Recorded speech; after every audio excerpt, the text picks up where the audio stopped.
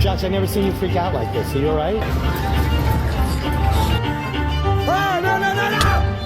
Ow! Oh! Oh, no! You're going crazy. No, no, go outside. No, no, no, no. They're going to call the cops on you. I can't go!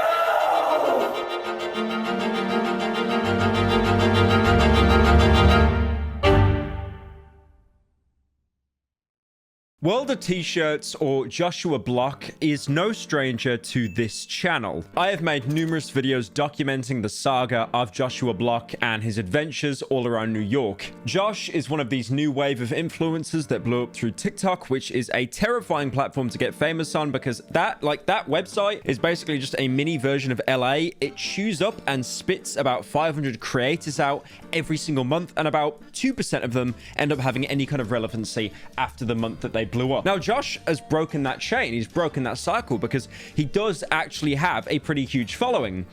The problem is, no one in his following likes him. And I don't even mean in the sense that he's that popular that people will say, like, put the fries in the bag, bro. You fell off. It's time to wrap it up. Josh is still incredibly popular, but he's basically a lolcow. Like people just want to see this guy suffer. And some other obvious things about Josh as well. He is very mentally handicapped to the point that I personally believe he should not be living independently. And on top of that as well, he has become a massive alcoholic to the point that I've talked about before.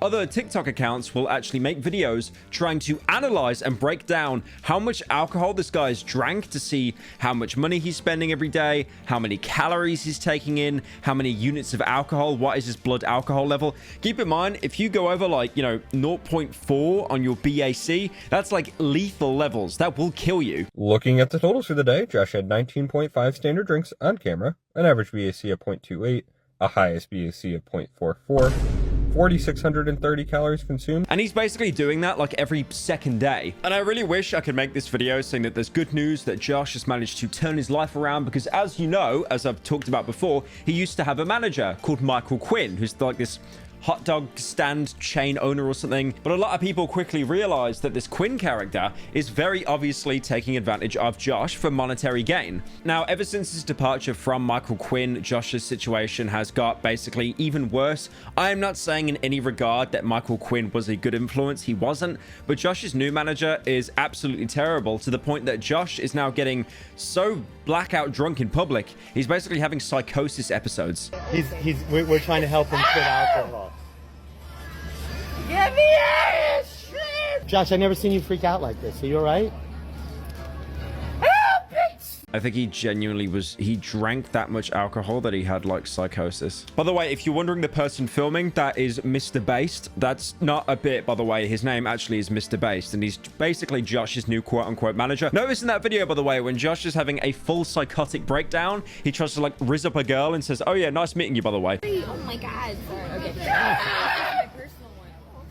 Oh, God bless. Nice meeting you. Now, Josh has had various episodes in the past before. I can remember one series of videos where he was like saying that he was from Brownsville or something, while basically just screaming the N-word out in public. I'm from Brownsville! But even back then, he did seem more coherent to like just him basically being slunched over on his phone, not even forming coherent sentences. Now, originally when I first started covering this World of T-shirt stuff, I did kind of think at the time, oh, he's an alcoholic. I mean, hopefully he gets his stuff sorted out. I mean, it's kind of funny him walking around, stumbling around. But then the more you look into it, it's just sad. Like it's not funny. It's not even funny sad. It's like every time I do another video updating people on what is happening with Josh, I genuinely take less and less pleasure in it. I mean, he's even got that far in his own head at the minute. I'm sure you know that he's got this like sailor cap that he wears around everywhere. People just, steal it off his head like all the time.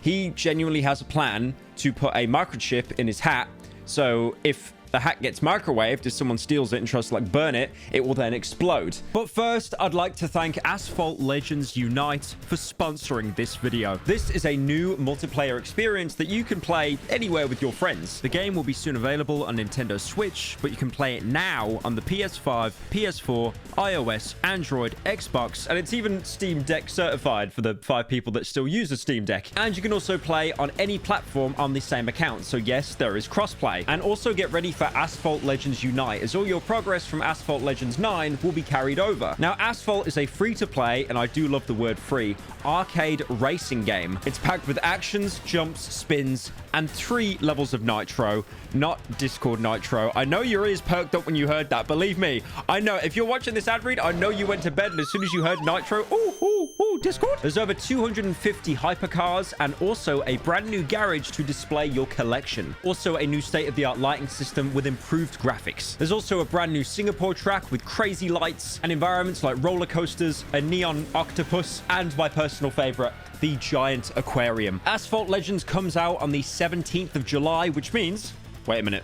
That means it's out now. That's freaking epic, Lois. And if you go into the link down in the description or scan the QR code on screen, you'll be able to get access for free to all of these amazing rewards on screen. Wow.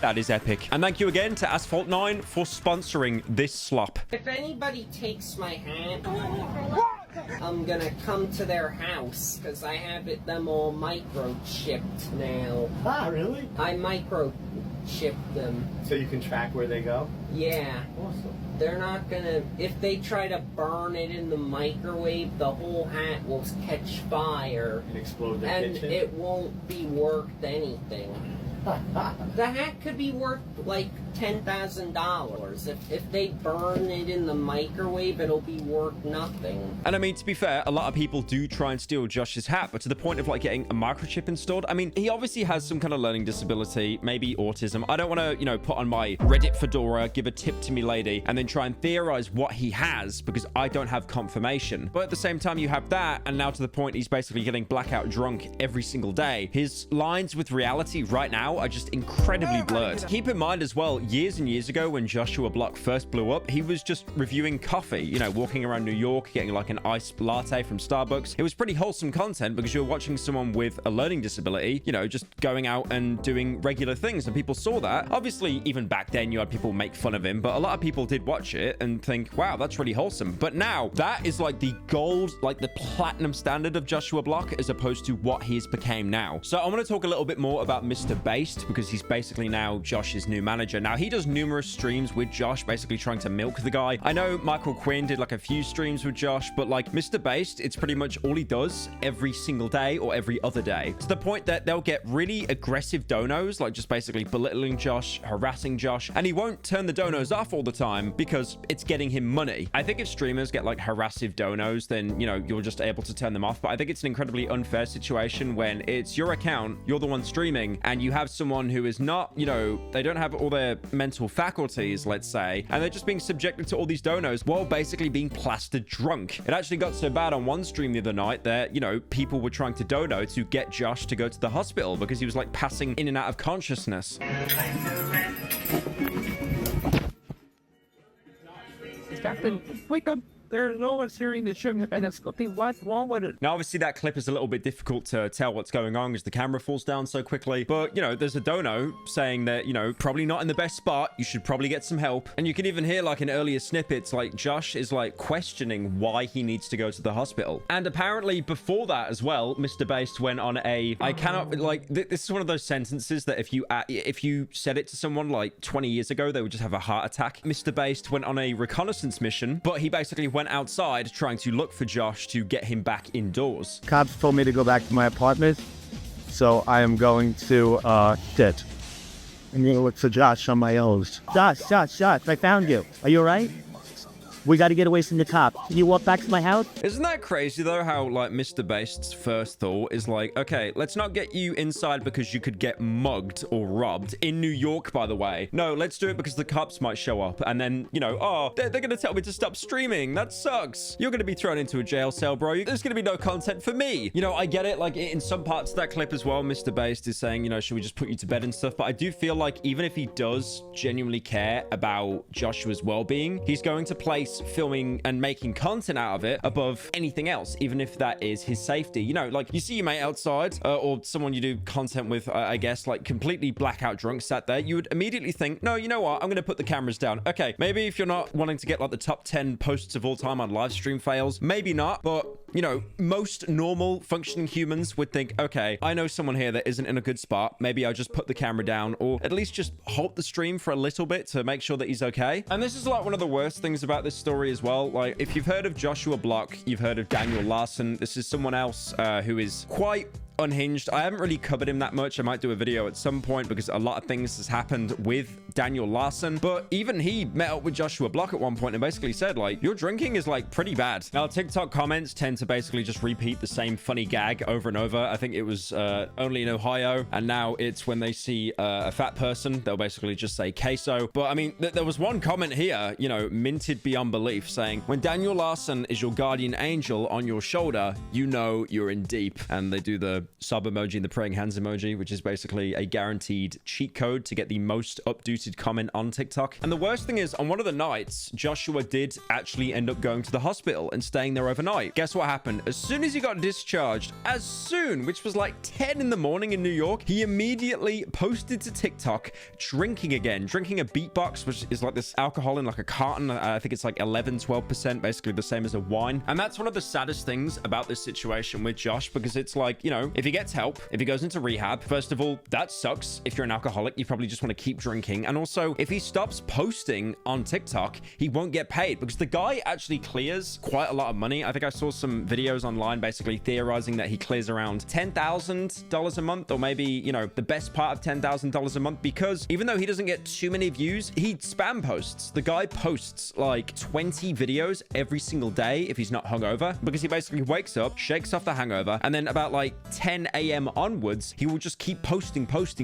And even though him posting him drinking alcohol is bad, and people say that's bad, it's still content. It draws in views. I remember a time where it was so obvious that Josh's old manager, Michael Quinn, said to him, stop posting yourself drinking on TikTok. And that basically led Josh to go underground with it. He was definitely drinking, but he wasn't posting it. And his account died. So he's still poisoning his body from the alcohol abuse. And then he's not even getting the views or the, you know, any kind of revenue from it, because he's keeping it a secret from everyone. So personally, I think it's one of those really sad situations that unless he has an intervention, nothing is going to change. I mean, I've seen various people that go up to Josh and, you know, they'll basically just film him for content, or, you know, do like just pass him like a Zin or something like that. I mean, no promises on it, but in a couple of months, I am actually going down to New York to stay there for a while with some family. And genuinely, I was planning on staging some kind of like intervention with him. But again, it's like, where'd you even start with that? It's like trying to meet up with the guy in public. How do you do that? He travels to like bars every single day. And then I imagine I would travel to the other side of the planet, sit him down, and he would probably just think I was every other Andy trying to record to get their views up on TikTok. And even then, you have someone that's obviously got a learning disability,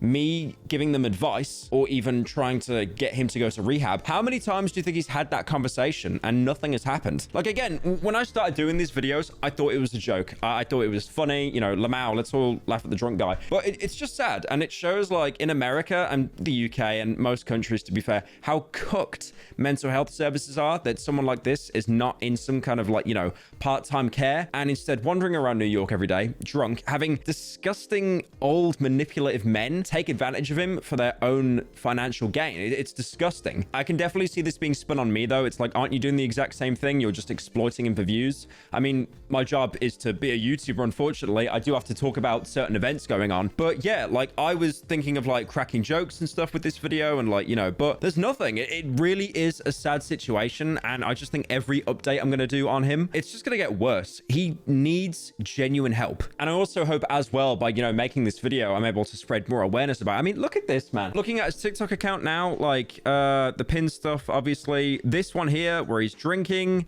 that was posted 6 hours ago. Maybe not actually 6 hours ago. Maybe he literally just woke up now, like, hanging out his ass, and he's just posted it. But again, it's like every time he drinks, he doesn't even seem to actually be enjoying the alcohol. It's like he does it just for content, knowing that if he goes clean, which he was doing for a while, big quotation marks, then his entire account is going to fall off, because that couple of months he had about 2-3 months ago before Mr. Based, where he wasn't drinking anything at all, it was so obvious that he was just doing it off camera. And then here you got a video as well, like, you know, he's not drinking here or anything, but he's getting an Uber back. And if people in the comments aren't waffling, then he basically did that at 5 in the morning, 3 hours ago. 10:25 in the UK. I mean, not like that matters, but still, it just shows like he's doing that every single night. And like doing that in your 20s and stuff, you know, like once every couple of weekends, I'm sure that's okay. But he is hammering himself every single day. I've even seen clips of Mr. Bass talking, saying how Josh cannot stop drinking. Not that he can't control himself, but because his alcoholism has gotten that bad, he's basically got delirium tremors now, DT, and his body will go into shock if he doesn't drink. And I do think at that point, okay, fun and games are over. He genuinely needs to go into like some kind of like rehab or something. Like I know this sounds awful. I genuinely would not think it's a bad idea if people like called the ambulance on him, because like if he's sitting there saying, oh yeah, I need to keep drinking by the way, or I'm going to die. Like, it's just like, it's so ridiculous, man. Like, America is such a meme. I'll be honest, one thing I really want to know, how bad was Texas? Because Jay Shluk moved from Texas back to New York. He said that in a recent update video he put out. How bad was Texas, man? Because New York, oh my God. Actually, I do want to clear up the comment I just said earlier where I kind of said that people should call up the ambulance on Josh, because I realized it's American healthcare, so it will basically go nowhere. I imagine they'll, you know, call the ambulance on him. He will basically be taken away. He will lie to them. They'll probably tell him you're an alcoholic, and then they'll put him back out on the streets and say, yep, so we're charging you $20,000. And then they'll probably leave him like a Bud Light or something so he doesn't go into shock. I think a more realistic scenario of what goes on now is someone, you know, takes Josh under his wing, you know, a third manager, because we've had Michael Quinn, we've got Mr. Bass, two sleazy people that are obviously just taking advantage of him. But again, to try and fix him up, is that going to give you views? Is that going to give you money? Because it's very obvious that these people have only taken Josh under their wing to basically just manipulate the guy. I was actually lurking through Michael Quinn's TikTok where he used to post with Josh, basically just bragging and stuff. And there's actually a pretty interesting one he posts here. So Josh has had six